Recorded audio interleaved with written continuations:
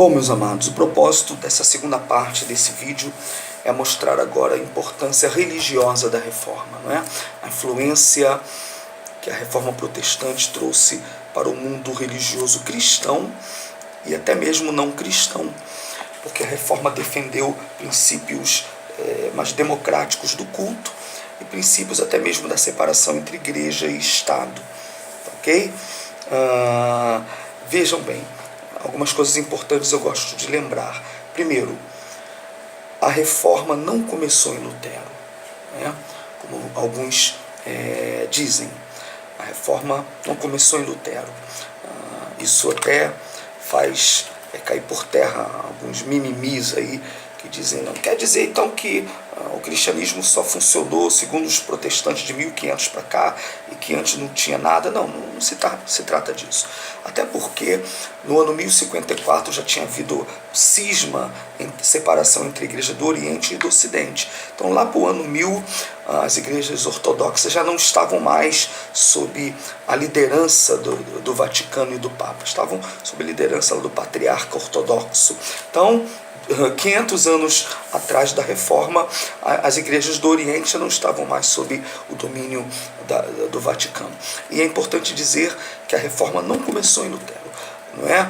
A história da igreja mostra que houve pré-reformadores. E esses homens pelejaram por aquilo que eles entendiam que deveria haver um retorno, né? Por isso que eu sempre gosto de dizer que a expressão mais correta nem seria reforma, seria retorno. Esse era o princípio dos reformadores. Vale dizer que os reformadores entenderam então a igreja romana aos poucos como aquela que foi se afastando do modelo bíblico, do modelo neotestamentário da igreja, e ela foi sendo um subproduto do processo de afastamento e paganização da igreja cristã. Com todo respeito, mas é o que se pensa, tá ok? Vale lembrar que o modelo da verdadeira igreja está nas escrituras sagradas. Vale lembrar também que a verdadeira tradição, eu gosto de dizer isso nas minhas palestras, a verdadeira tradição, ela obedece à sua gênese. Então, não há tradição sem a sua origem. Então, qualquer grupo que diga-se respeitar a tradição de algum grupo ou de alguma religião, tem que levar em consideração onde começou essa tradição, qual foi a gênese dela. E a verdadeira tradição da igreja, ela é oriunda do primeiro século da igreja, onde Jesus formou a base da igreja, ensinou seus discípulos, depois os apóstolos escreveram no Novo Testamento, de forma que quem quer seguir verdadeiramente a tradição da igreja deve tomar por base as escrituras sagradas. A Bíblia, então, ela é uma fonte não apenas doutrinária, de forma importante, ela é uma base doutrinária, mas é também uma fonte da verdadeira tradição da igreja. Quem quer seguir a verdadeira tradição da igreja, observa a palavra de Deus. Lá está a gênese da igreja. Qualquer tradição que tenha vindo séculos depois e tenha se desviado do modelo das escrituras, se desviou do princípio da verdadeira tradição.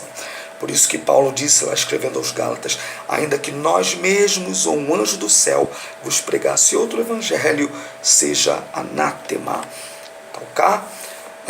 O imperador Constantino, a partir do ano 312, ele assina o Edito de Milão em 312, e aí começa um processo de aproximação entre igreja e Império Romano. A igreja que antes, séculos atrás, era perseguido, agora passa a ser uma igreja imperial romana. E essa aproximação se efetivou no ano 380, com o fato de que Teodósio transforma o cristianismo em religião oficial do Império Romano. Veja bem, dantes os cristãos que eram perseguidos por serem cristãos, agora o cristianismo torna-se religião oficial do Império, e agora a igreja que era perseguida passa a perseguir quem não era cristão. Daí nós temos povos inteiros que se convertem ao cristianismo sem ter passado por uma experiência pessoal com Jesus. Fato é que os principais dogmas da igreja romana vieram a partir do 4º, 5º século, daí em diante, né? subproduto do processo de romanização da igreja, onde foram se afastando dos valores das Sagradas Escrituras e colocando a tradição e os seus conceitos dentro da igreja. Sempre houve pré-reformadores que lutaram contra isso. Nós não temos tempo de desenvolver todos, mas durante vários séculos, uns conhecidos na história, outros não tão conhecidos na história, houve um momento que uma grande fogueira de avivamento foi acesa e outras uma centelha. Sempre houve um grupo que não aceitava esse processo de afastamento.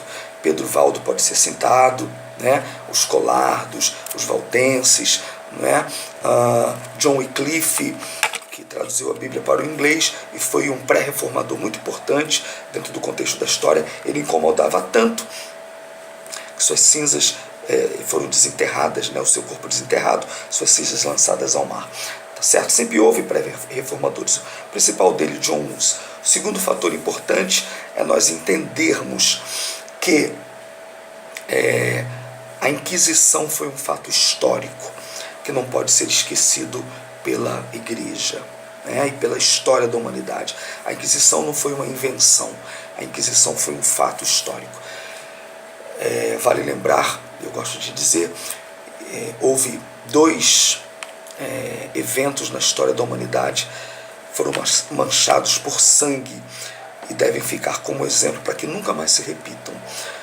Foram o Holocausto e a Inquisição. Esses dois foram vergonhosos para a história da humanidade. E a Santa Inquisição perseguiu não apenas protestantes, mas quem discordasse dos dogmas católicos. Isso é fato histórico, né? E muitos pré-reformadores e reformadores foram condenados, uns foram enforcados e outros lançados à fogueira da Santa Inquisição. A noite de São Bartolomeu foi um fato histórico, onde milhares e milhares de cristãos foram brutalmente assassinados, né?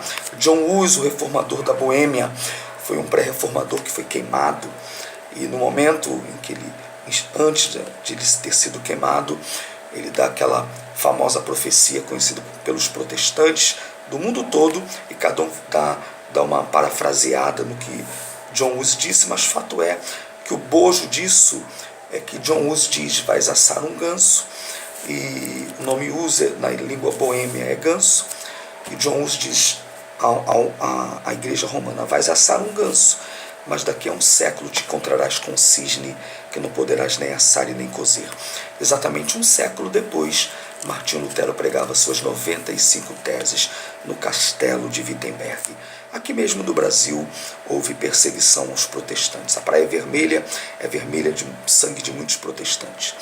A própria ilha de Villers-Gaillon, o primeiro culto protestante, que foi em 1557, acabou depois sendo marcado pela morte de protestantes com a conivência do Vaticano. O próprio Villers-Gaillon se fazia de protestante e depois perseguiu os próprios pastores protestantes, que foram enforcados, depois lançados ao mar. E Jacques, que era um alfaiate de Villers-Gaillon, foi enforcado, né, com a conivência da Igreja Romana e do padre Anchieta. Isso é um fato histórico. Os holandeses protestantes foram perseguidos em Recife. Só foi permitido a vinda de protestantes oficializada só no século XIX, com a abertura dos portos.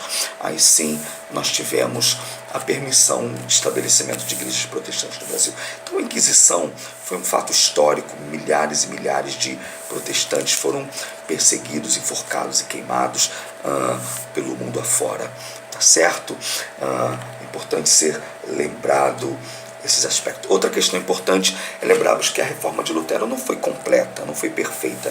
Lutero foi sim um canal usado por Deus para ter a coragem de romper com esse sistema, com esse monopólio econômico, litúrgico, geográfico, com esse império que era o Vaticano e a Igreja Romana. Lutero teve coragem de romper com isso, o que inspirou outros reformadores. Mas a reforma não começou em Lutero, e nem a reforma de Lutero foi perfeita e completa. Acertou em algumas coisas, falhou em outras, mas sem sombra de dúvida, Lutero foi um canal de Deus.